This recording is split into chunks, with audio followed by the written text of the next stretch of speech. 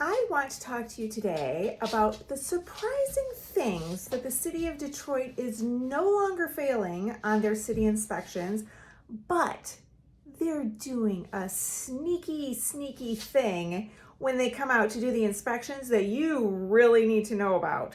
And I'm going to tell you what to do about it.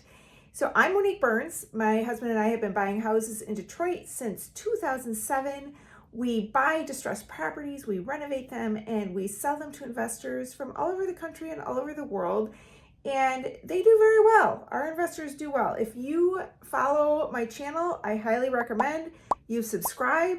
You will become educated, what to look out for, how to make the most money in Detroit.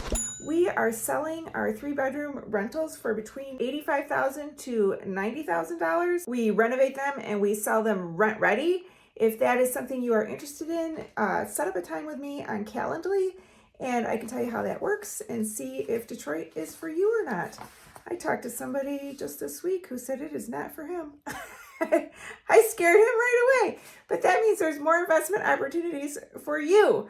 So, and I do believe if you know what you're doing and you have the right people, you can make a lot of money. And I know because my husband and I have been investing in Detroit for a long time and we've renovated some 300 houses and it goes well. Let me get into it. One of the big things is the city went from 1,500 things that they were checking for and they're down to 15. And I'm not going to talk about all those 15 because I've already done that in another video and I'll give you a link there. But more importantly, check below. I wrote a blog and it pops right up the list of the 15 things.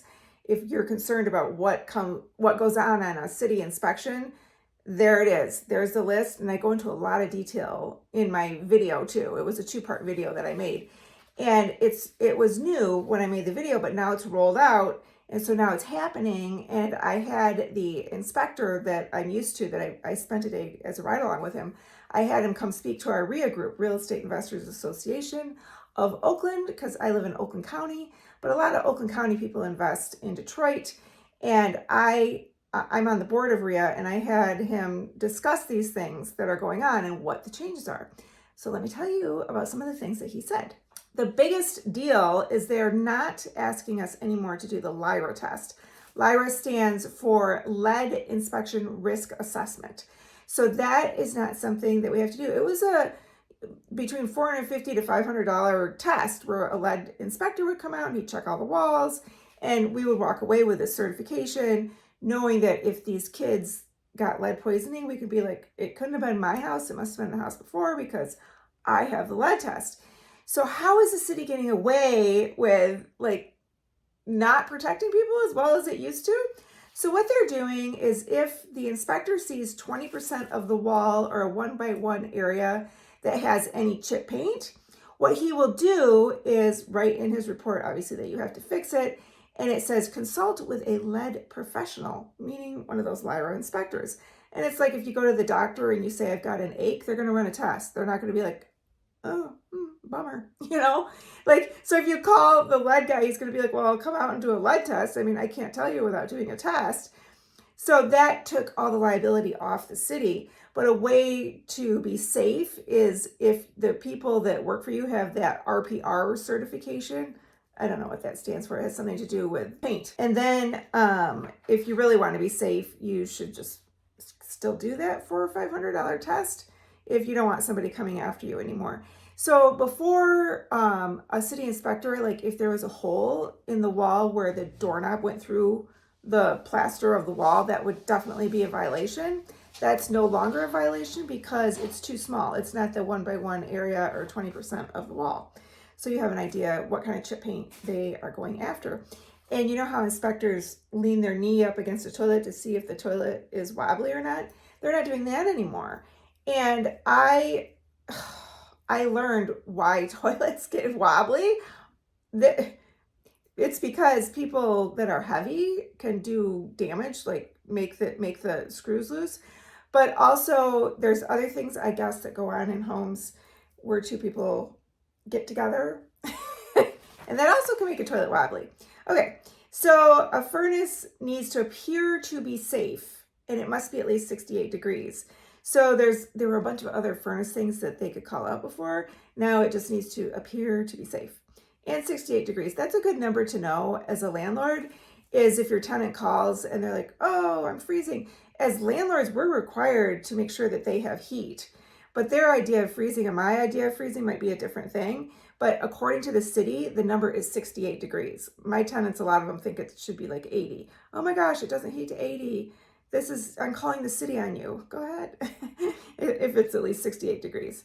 So then the water heater, he looks to see if it doesn't exhaust right or if there's no negative slope. And the water has to heat to 110 degrees. And he doesn't bring a thermometer, but he puts his hand under the water, the inspector I'm talking about. And if any of those things aren't happening, guess what? He puts on there that you have to fix it. But in quotes, it says to code with permit. So in Detroit, there's a lot of stuff that the city is not trying to make sure that we have pulled permits for everything. So a lot of people are not used to pulling a permit for something that's so easy to do, like a water heater. You know, it's like kind of feels like a money grab. So if there's anything wrong with a hot water heater, then you have to go get a permit, which stinks. The windows cannot be broken, but now if there's a crack in them, it's not going to fail. So that was a big thing, a fail item in the past. Tub glazing apparently is a big deal because it's very damaging to women to sit in a tub that has bad glazing, like that's chipped or something. But now the tub glazing won't fail unless that chip paint is stopping it from draining or it becomes a cut hazard. Handrails used to have to be 3 steps. Now they went up to 4. This was always a big one. This next one, trees overhanging the house. So now that's not one. And the only trees that they're calling out is if the trees are causing damage to the foundation. And another one that was a very expensive fail that happened a lot in these old houses are the fences. The fences start falling down, like they're wooden fences or they're, you know, all kinds of things happen to fences in Detroit. And that's a very expensive one. Fences don't fail anymore, but wait till I tell you something else here in a minute. And then shrubs around the house aren't failing, like if they're too close to the house or, I don't know, unsightly or whatever. Those are not one of the 15 items that fail. So now are you ready for it? Drum roll, please. This is so bad. The city said, okay, this is number 16. Shh, don't tell the owner. But inspector, when you're there, can you find us stuff that we can give them a blight ticket for? So now the inspectors are supposed to look for blight items, and then the city sends their blight police out, and those are some whopper tickets. And it just seems like such a double whammy. So I'll tell you what these blights are. I pulled up a few different things on the internet, and this is what I came up with. Rat harborage. The inspector, when he spoke to our RIA group, he said he has to kick a pile that's in a backyard and see if any rats or other vermin come running out. I spent a day with him as a ride along, and I'm so grateful that never happened when I was there. But that's one of those things that he can tell the city, like they've got rat harborage. So he's not necessarily writing a ticket for it, but they are, although infestation is a ticket that he can write, so it's kind of an overlapping one, that one. But that's a blight. A blight is failure to remove snow and ice. I personally have never seen anyone get that blight, and every time there's snow and ice, I rarely find sidewalks in Detroit that are shoveled, so I don't know what's going on with that one. Inoperable vehicles, we've gotten that before. Our house sitter drives quite the clunker, and we've gotten a ticket for it, and it's not inoperable, but maybe his plate was expired or something. Failure to maintain exterior of property, which means those expensive fences. So it's not one of the 15 things, but you're just going to end up with a blight ticket anyway. And then it gets even more, this other website I found, exterior of structure, including siding and roof, not in good repair. Which that's a lot of the houses in Detroit could get a blight for that, and that would be such a bummer. It's nice to get the city cleaned up. Not in good repair or with missing, damaged, or deteriorated materials, including shingles, siding, fascia board, trim, shutters, porch, skirting. So you get a mean inspector, they could find something on this list easily and tell the city.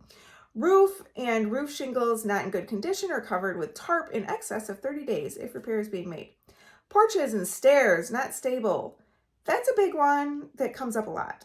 Or free or cracked boards or block, like on the homemade back porches or deck. Grass can be no more than 8 inches in height and mowed regularly.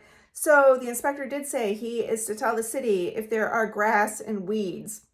Shrubs must be trimmed to provide a clear view of the front entrance and not create a visual barrier or hazard.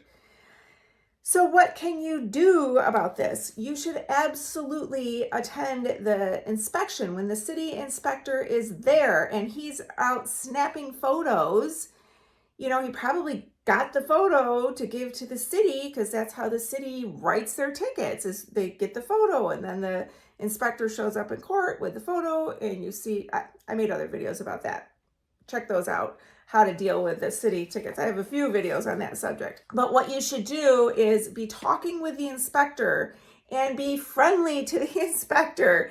You don't want to make enemies with a city inspector. And now that you know about point number 16, you can ask him, are you reporting anything to the Blight Department? Because I would like to get it cleaned up before I end up with a ticket. Because a lot of times they'll send a ticket and your court date is like a day or two away. Doesn't really give you time to get the tree cut down or get a brand new fence put in. Another change that happened is on May 1st, it's still April when I'm filming this, on May 1st, the city will not let us choose our own inspector. So I brought our favorite inspector to come talk at RIA to us. We can't do that anymore. The city says, okay, here's the inspection department. If I get his inspection department, I can request him. His name is Jamie Fry, if you want to know. He's just reasonable and he's been a landlord. So he gets it from our perspective. He's not out there for, like, it seems like a lot of inspectors have ego problems. Like, I always think, were you bullied in school? And now you're the bully? I mean, what's going on here? Or they were always the bully? I don't know. There's speculation. So why is the city doing this? Why do they just make the inspections easier? That doesn't happen. One, they can do the money grab with the Blight tickets. Two, they are also charging us more money to get these city inspections done. They say it's less, but now we're paying every year, even though the inspection is every 3 years. But check out my blog because I go into those details. But don't you think that it's possible that they want us all to get in compliance? Like, oh, we made it easy. Just get in compliance. You're not going to get these other tickets. Okay, so we get in compliance. It's not so bad. They're not checking on the Wobbly toilet or whatever. We don't have to do the lead test. That's a big deal. So now we all get in compliance, and then they're going to be like, okay, now we're going to go check every furnace and every hot water heater for a permit because that's a lot of good money for the city. Or now we're going to go back to our 1,500 point inspection instead of our 15-point inspection because that's a lot of good money for the city too. All those reinspection fees. It's all very interesting. What do you think? What do you think's going on? Have you ever heard of a city making it easier for the landlords? What do they have up their sleeve? Let me know what you think. And thank you so much for watching.